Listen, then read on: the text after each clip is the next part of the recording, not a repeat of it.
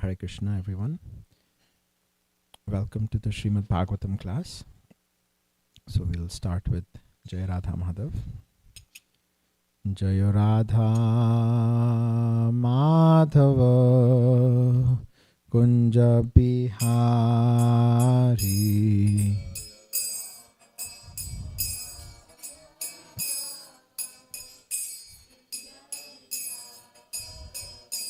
Jayo Radha Madhava Kunja Bihari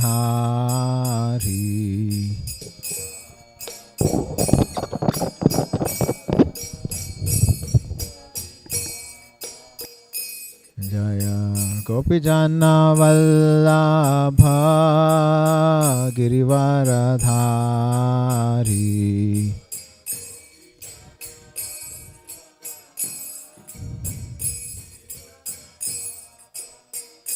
Jaya Gopijana Vallabha Girivaradhari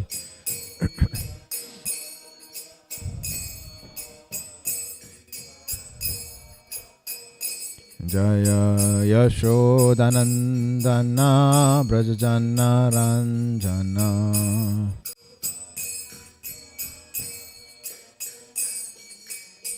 Yashodanandana Brajajana Ranjana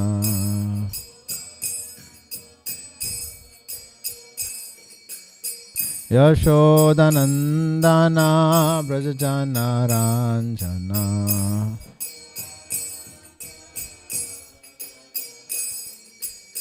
Yamuna Tira Vanachari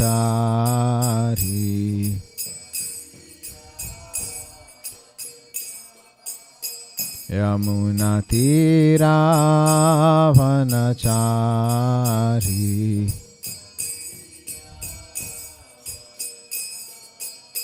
O Jaya Radha Madhava Kunja Bihari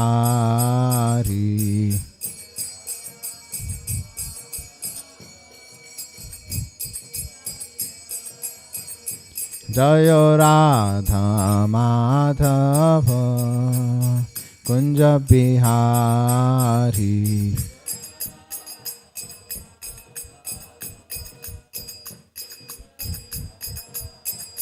Jaya Gopijana Vallabha Girivaradhari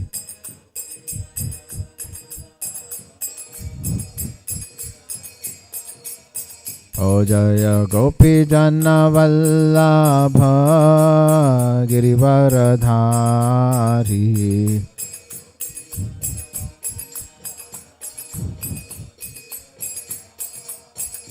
Jaya Yashodanandana Brajajana Ranjana Yashodanandana Brajajana Ranjana Yamuna Tira Vanachari Yamuna Tira Vanachari O Jaya Radha Madhava Kunja Bihari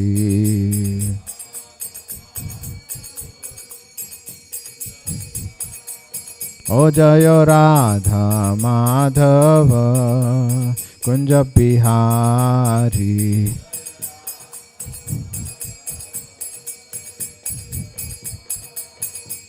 O Hare Krishna Krishna Krishna Hare Hare Hare Ram Ram Ram Hare Hare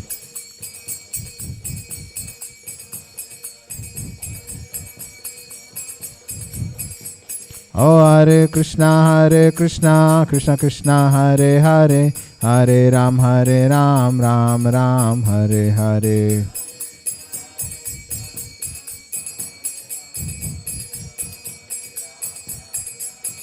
Jaya Prabhupada, Prabhupada, Prabhupada, Srila Prabhupada.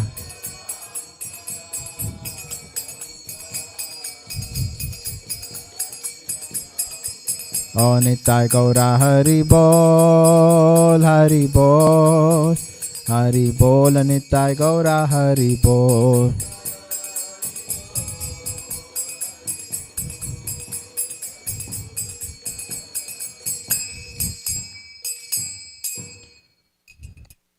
Srila Prabhupada ki jai, Harinam Sankirtan ki jai, Tagore Premanande, Hari Hari Bol.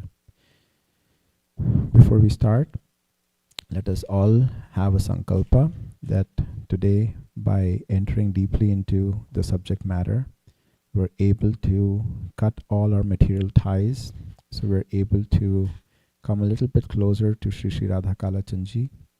And on this wonderful Thanksgiving weekend, let's offer our gratitude to Srila Prabhupada, who took so many pains and so many burdens to be able to come all across the ocean to the United States to be able to spread this Hare Krishna movement all over the world.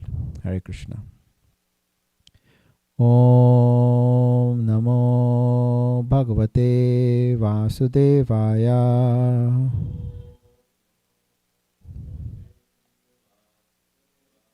Om Namo Bhagavate Vasudevaya.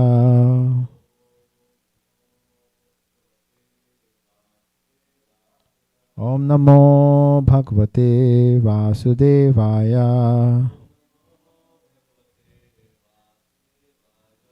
Narayana Namaskritya Naram Chaiva Narottamam Devim Saraswatim Vyasam Tato Jayamudirayet Nashtaprayeshu Bhadreshu Nityam Bhagavata Sevaya Bhagavati Uttama Shloke Bhaktir Bhavati Naishtaki. We'll do the Mangalacharan together. Om Jnanatimirandhasya Jnananjana Shalakaya Chakshurunmilitam Yena Tasmai Shri Guruve Namaha. Shri Chaitanya Manobhishtam Stapitam Yena Bhutale Swayam Rupa Kadamahyam Dadati Swapadantikam.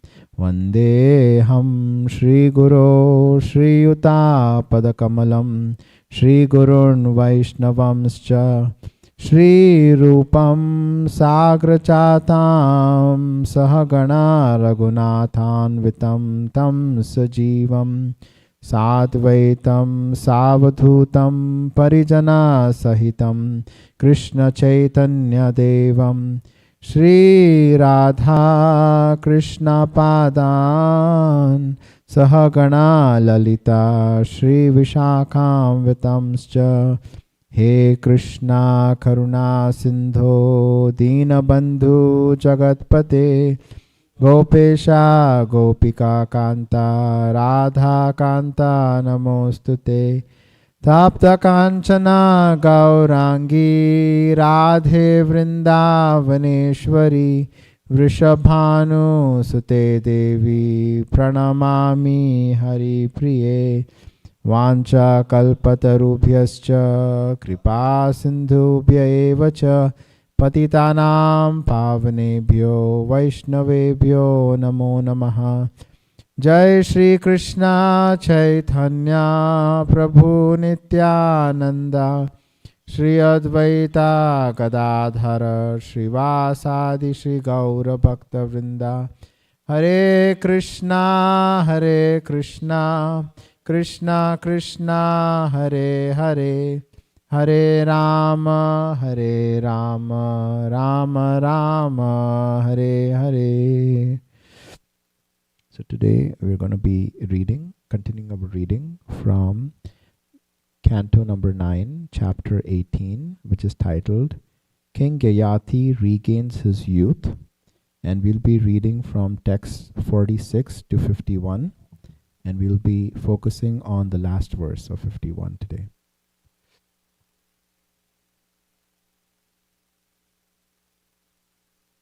Yes.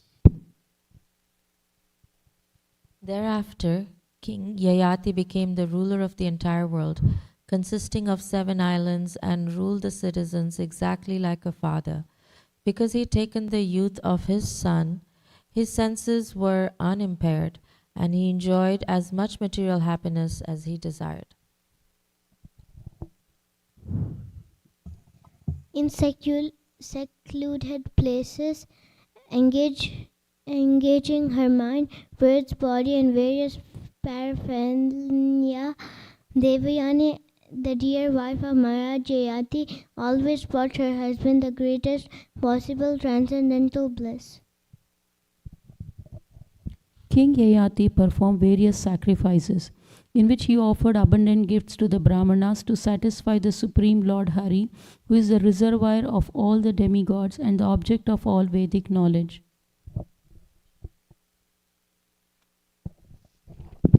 The Supreme Lord Vasudeva, who created the cosmic manifestation, exhibits himself as all-pervading like the sky that holds clouds, and when the creation is annihilated, everything enters into the Supreme Lord Vishnu, and varieties are no longer manifested. Without material desires, Maharaj Yayati worshipped the Supreme Lord, who is situated in everyone's heart as Narayan and is invisible to material eyes, although existing everywhere. Text 51.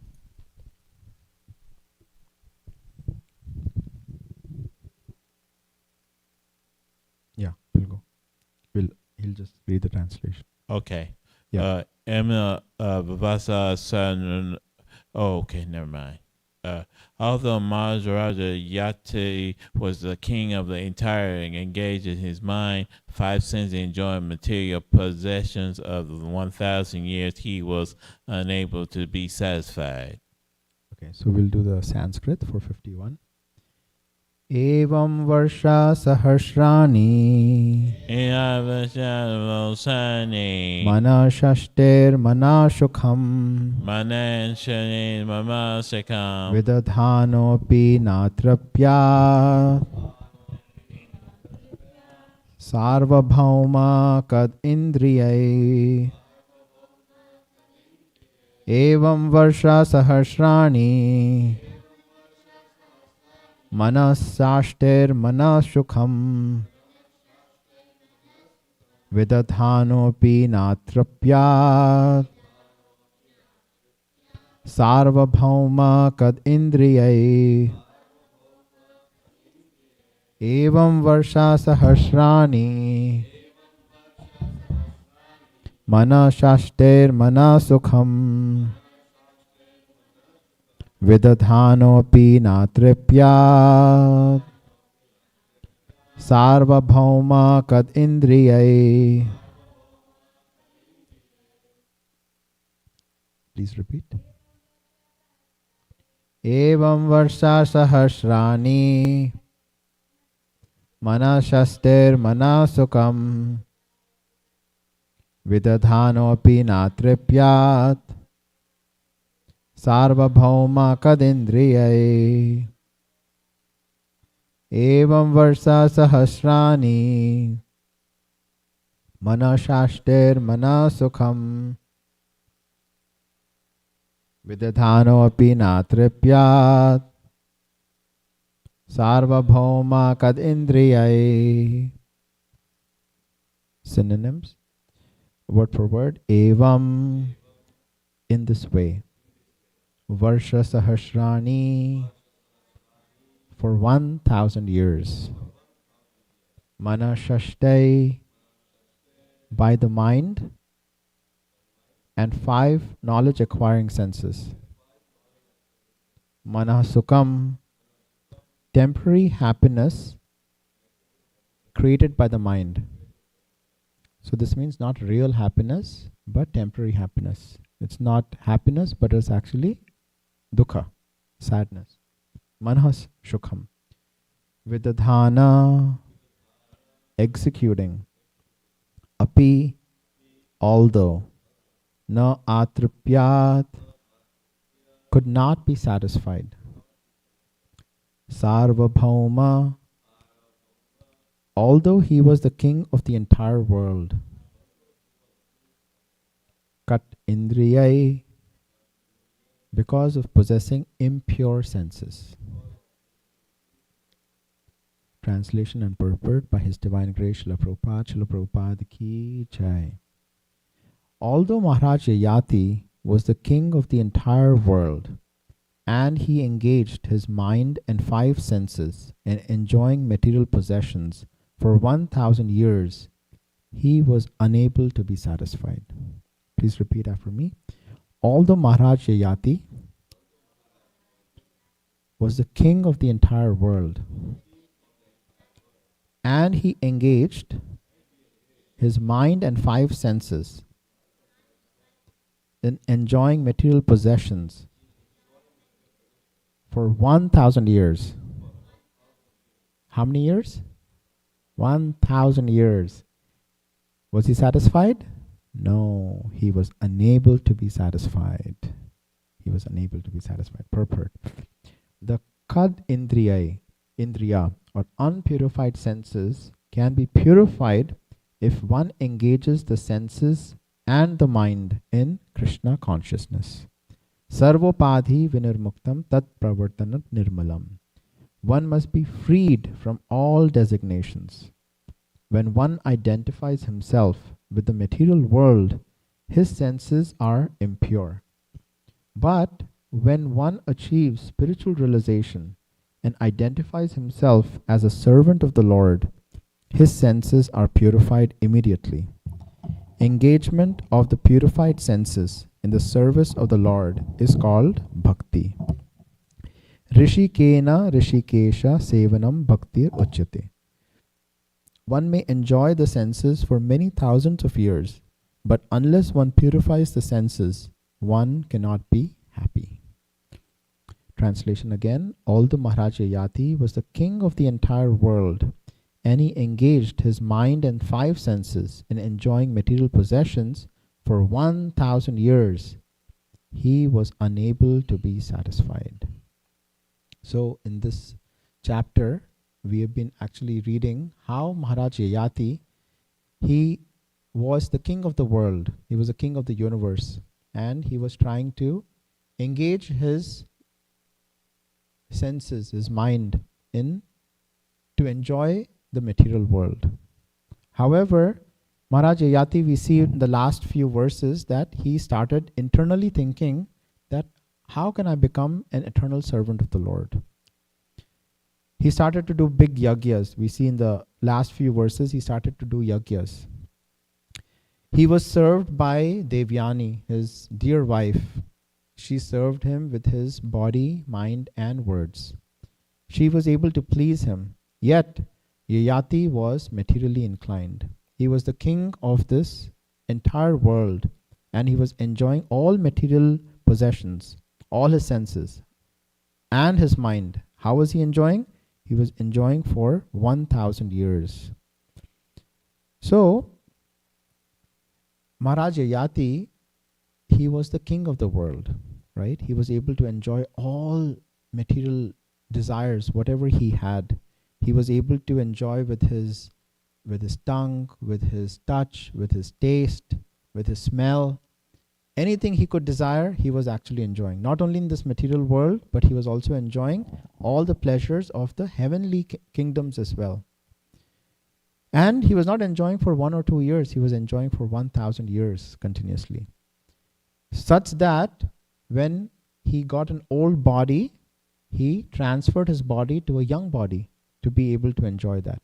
And yet, in this verse we see, he was not satisfied. We see that if a poor man wants to enjoy life, what can they enjoy? Right? First of all, they don't have material possessions. Even if they want to eat something, they won't be able to eat. Even if they get possessions, maybe the arrangements are not perfect for us to be able to enjoy. Even if the arrangements are there, sometimes we say that there's no time. There's no time. If we go out for book distribution and we tell devotees that please take this book, please chant the holy name. Many times we hear they say, we have no time. No time, no time, no time. We tell them, please chant the holy name. No, Prabhu, we have no time. They have no time to chant. They don't have any time to enjoy. They don't even have time to die. But yet, Yamraj is right there. Even if we don't have time to die, Yamraj is there to actually get us out of this material world. Our time is coming. So an intelligent person is always thinking every day that one more day of my important human form of life is gone. One more day I'm closer to actually, reaching death. A poor person, a sick person, we get hospitalized, right? If we are trying to actually enjoy something for a long period of time, we aren't able to enjoy. If you try to eat too much, you get indigestion. If you try to enjoy any other material desire, you can get hospitalized, right? Our material bodies are full of misery, full of sickness, right? When we go to a doctor for checkup, the doctor is actually just waiting to tell us how many difficulties we have in our body, right? The doctor tells us that yes, you have high blood pressure, you have pre-diabetics, you have so many different difficulties, right?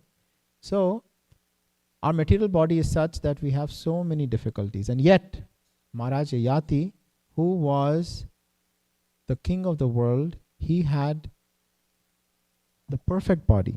He had a body of a youth.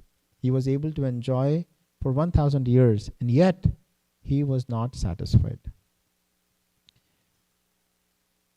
Here in this verse, it is explained that he was trying to engage and enjoy with manaha shashtai and manaha sukham. So it was not that he was enjoying with his pure senses, he was enjoying with his material senses. And because those material senses were impure, how did they become impure?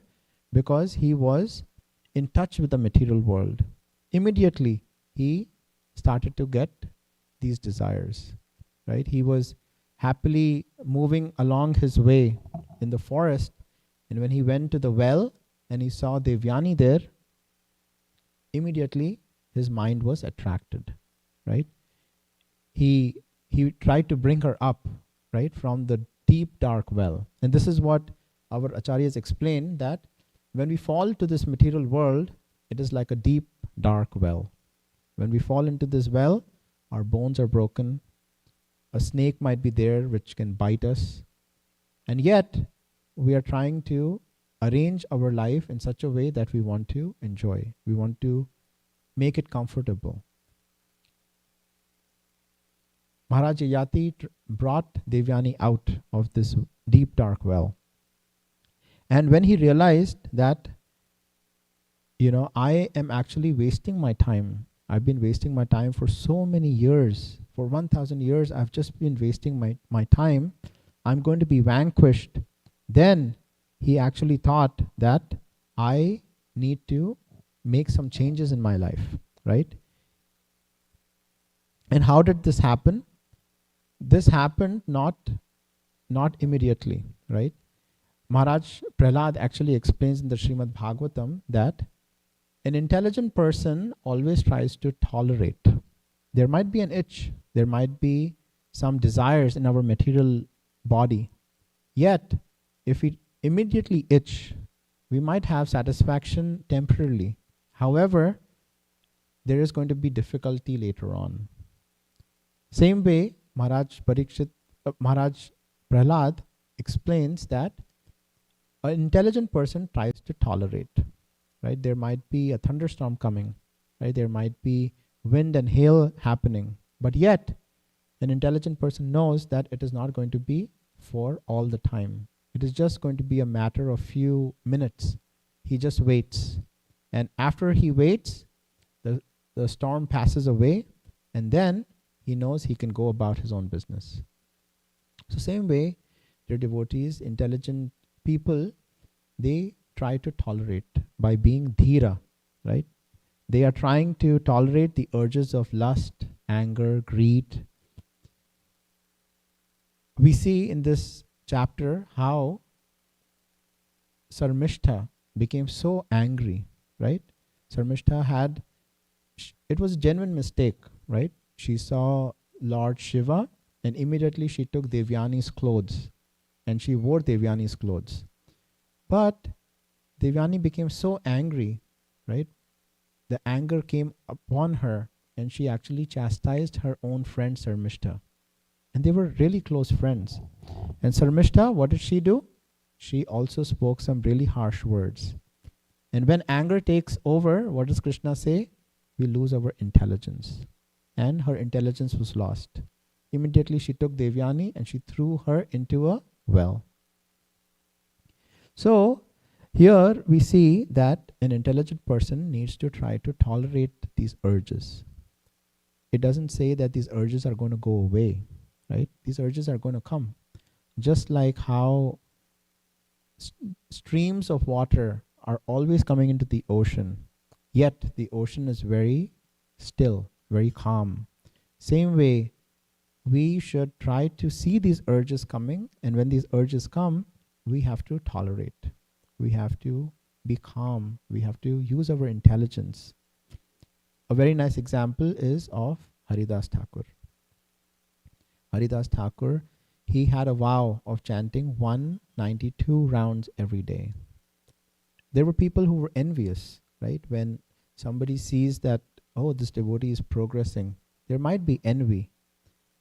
And there were people who were envious of Haridas Thakur. What did they do? They tried to break him by sending Maya Devi. And when Maya Devi approached Haridas Thakur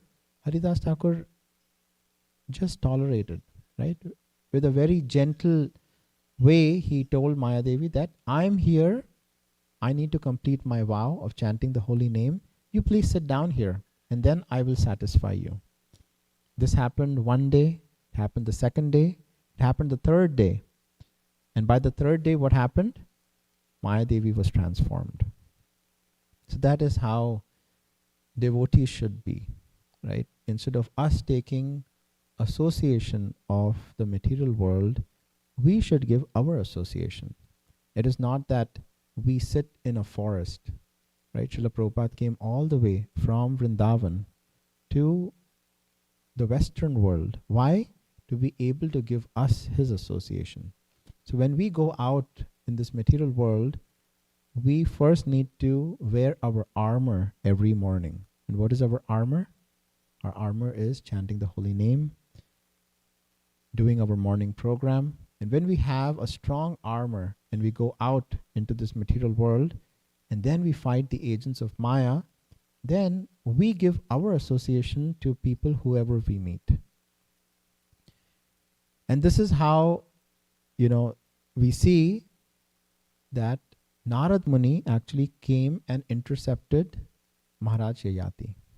Just like how devotees go to preach, Narad Muni came to Maharaj Yayati and he explained that, oh dear king, what are you doing with your life?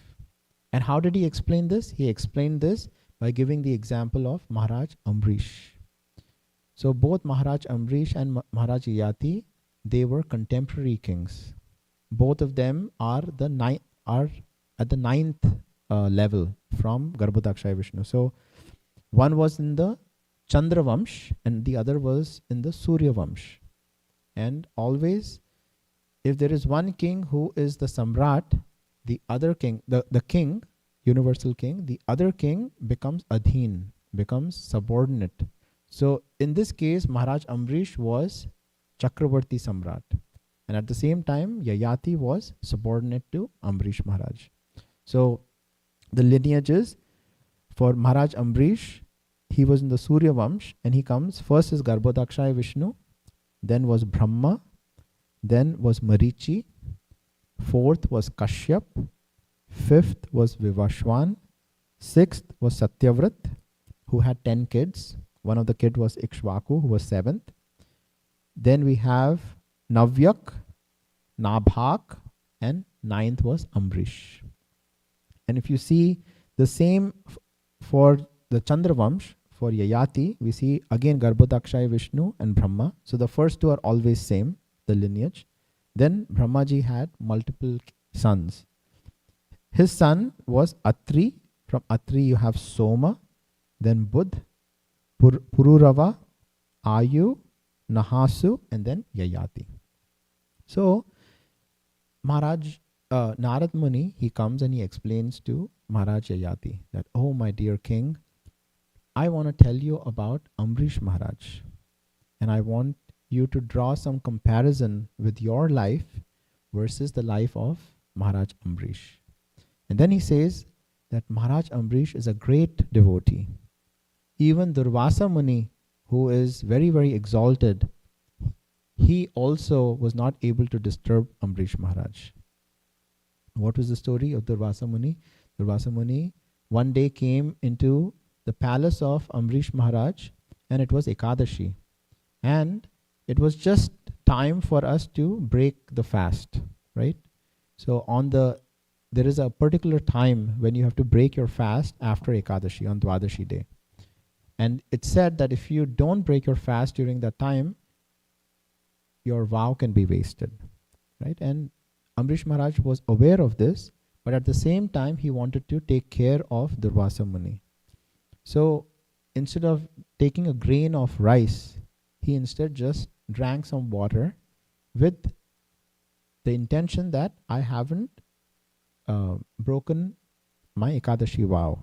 But Durvasa Muni took offense on this, and he said some really harsh words to Ambrish Maharaj. And then we see that Krishna always protects his devotees. And immediately the Sudarshan Chakra was sent by Krishna. And Krishna says, right, in the Bhagavad Gita that, oh my dear Arjuna, my devotee never perishes. And we see that Durvasa Muni then runs all over the universe, right, trying to get protection.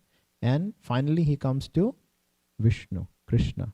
And Krishna says that the only way to be able to atone of your criticism of devotees is to actually go to the devotee and then fall down at their feet and beg for forgiveness. So this is a very nice example that when we are dealing with devotees, first we should never criticize devotees, even in our mind.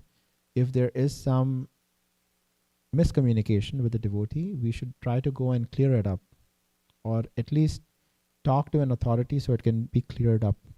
But never should we try to criticize a devotee.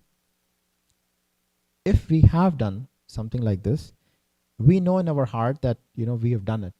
Immediately we should go and beg for forgiveness, because if you keep it in our heart, as time passes, this grows bigger and bigger, and one day it becomes so big that we become hard-hearted.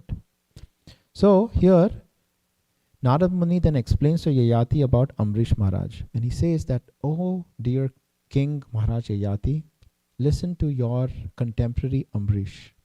He is completely devoted to Lord Shri Krishna.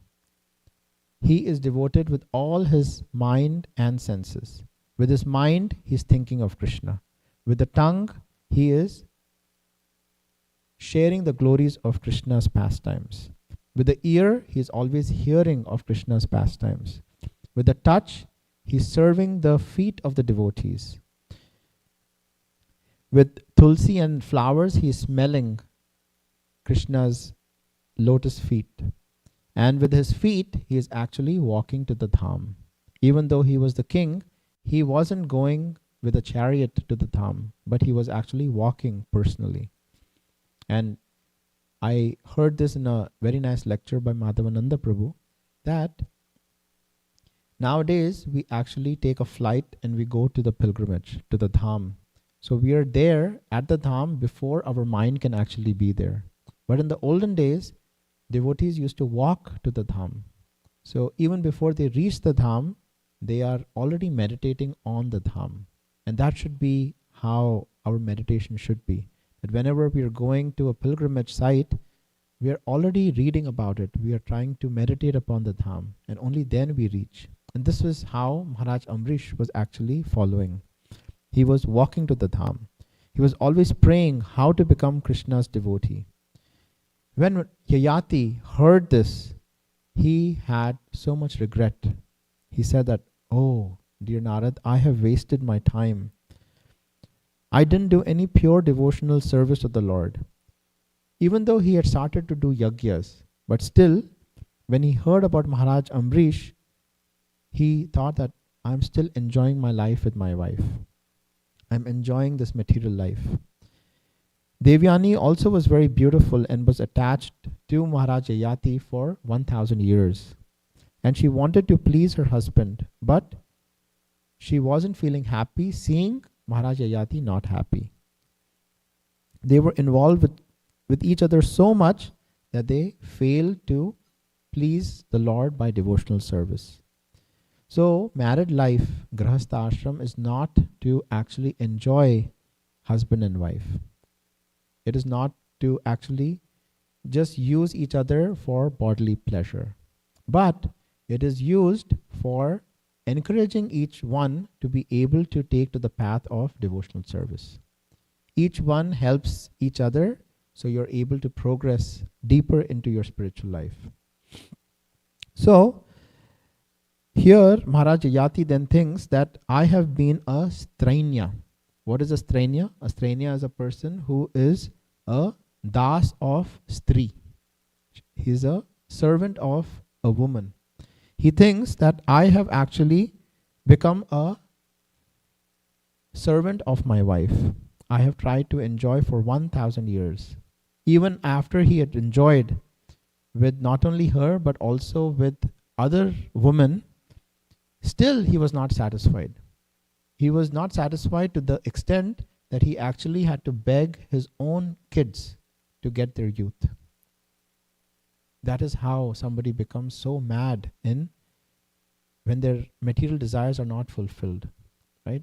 They are okay to go to any extent to be able to satisfy their material desires. When he realized this, that I'm going to be vanquished, I have wasted my life, then he thought that I need to do something about it. And then he thought, well, my wife Devyani has been so nice to me. She has served me so well. I cannot just leave her and go to the forest. So then we'll read later on in the next chapter that how he actually calls Devyani close to him. They both sit on the bed, and then he explains to her what is the real purpose of life. And then he gives a whole story about a goat. And he says to Devyani that I'm going to tell you a story about a goat, a he goat and a she goat, but this is completely based on my story. And what he tries to explain in this whole story is that we are deep down in this material well, and how do we actually come out is by purifying our senses. He doesn't get angry to Devyani. That is a very important point which we should observe, how Maharaj Yayati actually explains this to Devyani. He doesn't get angry, he actually calls her, oh dear wife. He didn't just leave her. And that is the dharma of a husband. Dharma of a wife is to take care of her husband nicely. And what is the dharma of the husband? The dharma of the husband is not to just enjoy the wife, but to be able to help her progress in her spiritual life. Give her mala, give her seva. And this is what Yayati was actually giving to his wife. And he explains to her that the only way for us to be able to come out of this material world is by purifying our senses. And how do we purify our senses? The best way to purify our senses is to push this button which is deep down in the well. And what is the button? The button is chanting the holy name. Immediately when we chant the holy name, Hare Krishna, Krishna Krishna, Hare Hare, Hare Rama, Rama Rama, Hare Hare. Immediately we are in touch with Krishna. Krishna is present right there with us. The spiritual master can throw the rope into this deep dark well, but we have to do some endeavor to be able to hold on to this rope. He won't be able to pull us up unless we do our endeavor. And a great example of this is given by Mother Yashoda. in the Damodar Leela. Mother Yashoda was running behind Krishna. When you have millions of yogis and sannyasis trying to catch Krishna, but in the month of Kartik, the uncatchable gets caught. How? By the love of the devotee. When he saw Mother Yashoda's endeavor and he saw the love she had, then the mercy flows. So we have to do our endeavor, dear devotees. We have to do our endeavor. We have to put in our effort and then pray for the mercy of the Lord. The other piece here of this pastime was that when a spiritual master comes in our life, when a sadhu comes into our life, we have to take their instructions to our heart. We have to take those instructions and then follow those instructions so we are able to satisfy Guru and Sadhu. Here, Maharaj Yati, we see that even though he had the best body, he had the best circumstances, he had everything he could ask for, yet he was not satisfied. What are we going to feel satisfied? We try so many things, right? It is never enough, right? You could have an iPhone and then you have the next iPhone, right? Thanksgiving is here, right? We have the Black Friday sales, right? The next shiny thing is out there. But we might be happy for a limited time, but within few days it wanes away. We are spirit sparks and we are always looking for happiness. But we are not going to find this happiness in this material world. This material world, like Srila Prabhupada explains in the purport, that this is only manaha sukha. Thank you. Manaha sukha. Just in our mind, we think that we are happy, but it is not real happiness. It is actually sadness. It is actually dukkha. The real happiness is when we actually go back into the water where we are from. It's like a fish. When you take out a fish from the water, is the fish going to be happy? No, the fish is not going to be happy. The fish is going to be so desperate so it can go back into the water.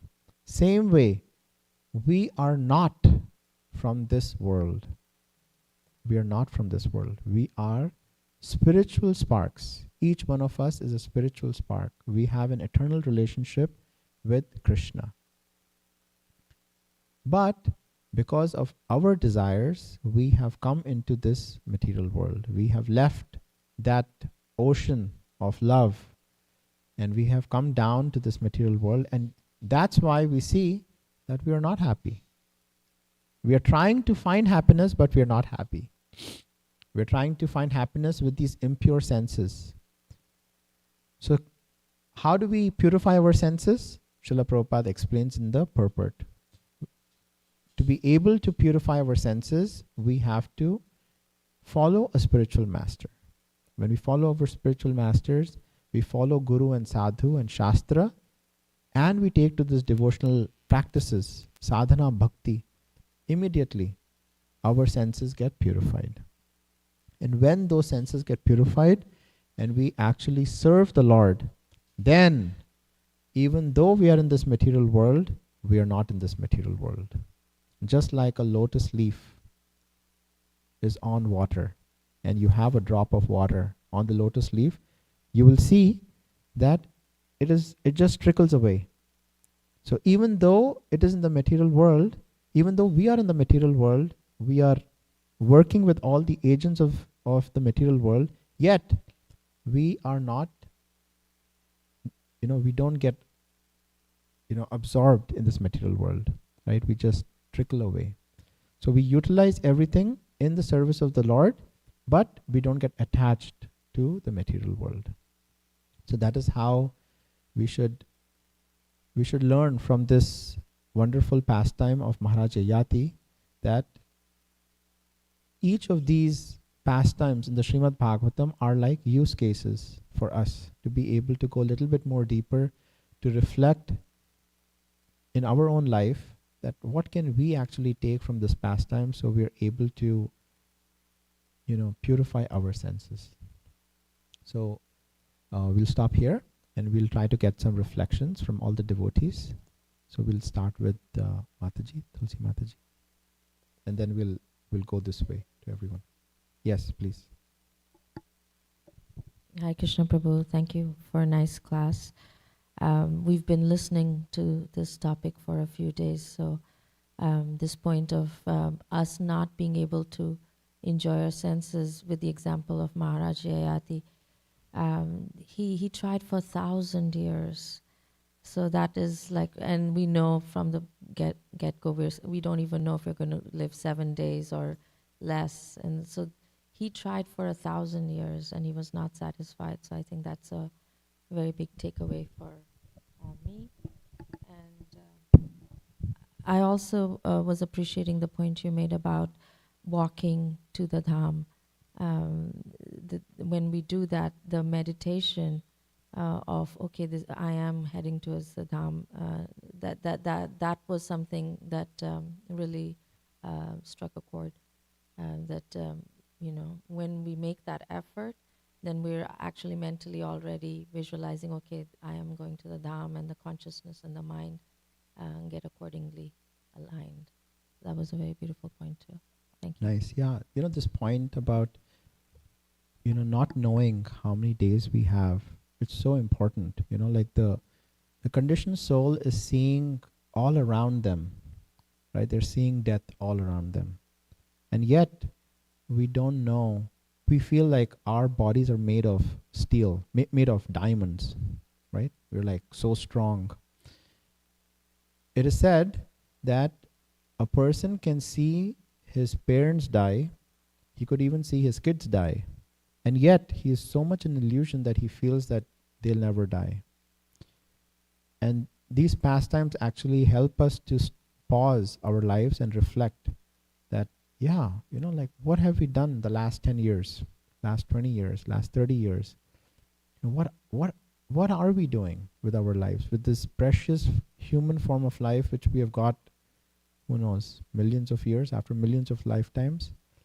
And somehow there could be millions of human beings we see around, and still, with some sukriti, we've got this wonderful gift by Srila Prabhupada. Are we really taking advantage? Are we really taking advantage? And then when we read about the story of Maharaj Yayati, we can understand that everything could be perfect, but still you're not going to be satisfied. And the only way to be satisfied is by taking the example of Maharaj Ambrish, right? So we should reflect. So thank you. Mother Nandini has a question. I think I should just read it because it's related. Question: as Yayati enjoyed for 1,000 years, then he comes to his senses. So in text 40 purport it says, generally unless one enjoys material happiness, one cannot attain renunciation. That was her question yesterday. So please comment, she's asking. Yeah. So in that particular verse, so if you go back to those verses, right? The first son he asks was Yadu.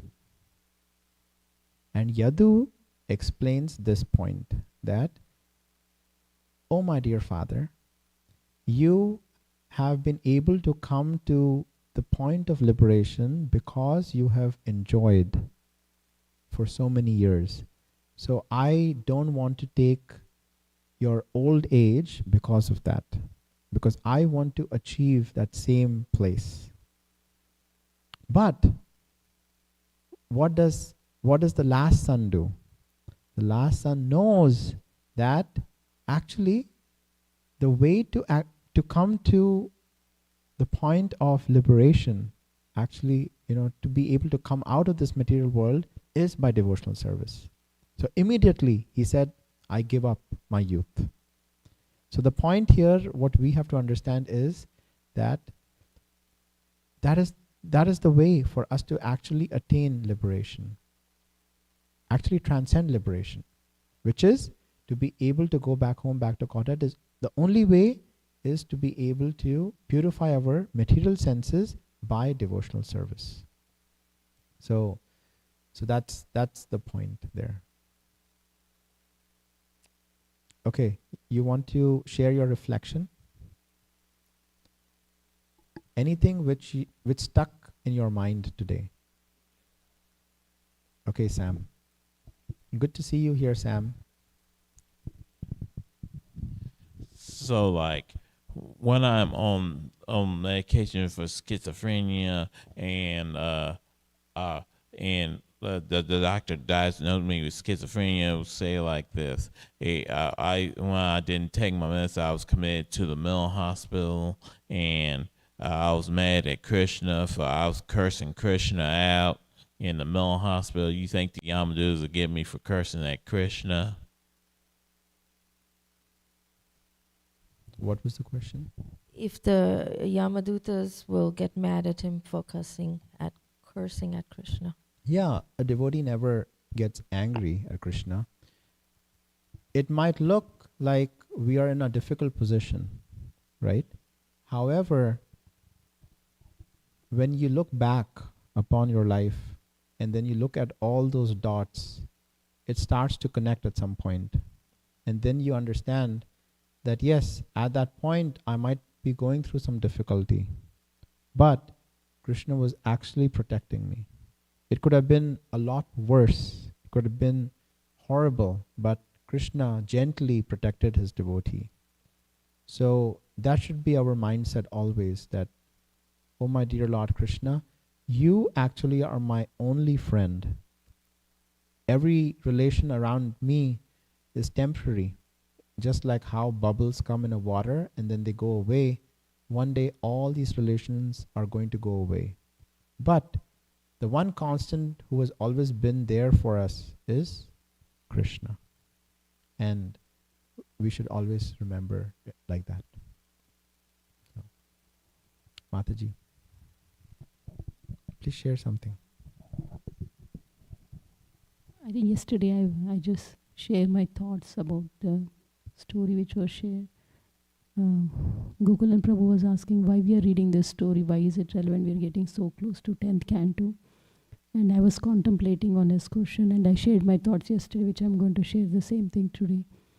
Is my understanding was, because like the conflict which happened between Sharmishta and Devyani was because of the high birth, and they get puffed up and they get proud and start chastising. So I was thinking, and also our acharyas always pray that, we don't need high birth, money, women, success, all these things. So Krishna, I felt like maybe Krishna is trying to teach us that, this is a very dangerous, slippery slope. When we have all these fame, money, success, all these things, high birth, it's just a matter of time. At any moment, just for a fraction of a second, even if it gets into our head, it just, we can slip from our path of bhakti. So I think Krishna is also, and also in Yayati's story, we can see that he enjoyed for 1,000 years. He had everything in the world anybody could ask for, but that didn't give the happiness. So Krishna is trying to prepare our mind, like, nothing in this material world is going to give you happiness. So with that state of mind, probably if we read 10th canto, we are going to relish it much more. And we also won't get into like proud, envy, all these things. And he's showing from this lesson that that's going to drag us down. So with all this mindset, if we enter into 10th canto, probably we'll appreciate and relish more. Yeah, very, very important point, and this very point was made by Prahlad Maharaj, right, in the 7th canto. When Prahlad Maharaj's father, Hiranyakashipu, called him, like, my dear son, please come sit on my lap and tell me, what have you been learning in your university, in the demoniac university? What did Prahlad say? Prahlad said, oh my dear father, you are wasting your life. Your life is of waste. You are so attached to this material world and this material life that everything is temporary. Instead, give up everything and take up the service of the Lord. And then Hiranyakashipu was so angry at Prahlad. He called his teachers. Who were the teachers? Shand and Amak, right? He called them and he said, "Is this what you're teaching him in the university?" And then what did they were afraid? They're like, "No, no, no, master. We're not teaching him. He knows from birth." Actually, he did, right? From the womb, again, who was teaching him? Narada, right? Narada was teaching Prahlad Maharaj. From birth, he was being taught what is the real purpose of life. And then Prahlad was explaining this to Hiranyakashipu. So in the same way, here we see in this chapter how Yayati comes to the realization because of Narada that I'm actually wasting this human form of life. There is no happiness. I might be trying to enjoy, with everything possible, but still there is no enjoyment here. And this should be a good reminder for us. These stories should be a good reminder for us that actually there is no enjoyment in this human form of life, in this material life. The only way for us to be really happy is to take the process of Krishna consciousness very, very seriously. And what is the process of Krishna consciousness? The process of Krishna consciousness is we are so deep in our remembrance of Krishna that wherever we look, we remember Krishna. We see, like the stories of Harry Potter, right? And the kids read Harry Potter and they are able to go so deep, right? Like who is his friend, what spell, who did what. That is exactly how we should go deep in our Krishna consciousness. Who was Krishna's friend? What pastime? Who did what? Where was that mystery? Who took the Shamantaka jewel? Right? So many different pastimes. And for us to go really deep, right? Smaran should happen. And then,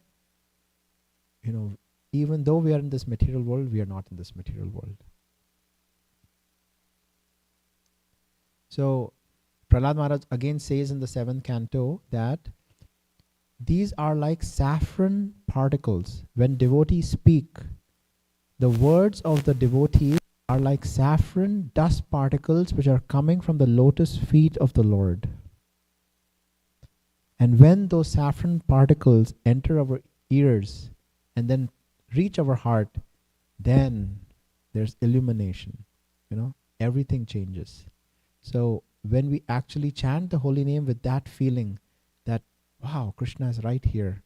This is not a material vibration. This is a spiritual vibration coming all the way from Golok Vrindavan, from the lotus mouth of Krishna's flute. And that when it actually enters our ears, then there's change in our heart. So, thank you, Mataji. Mataji, would you like to share something?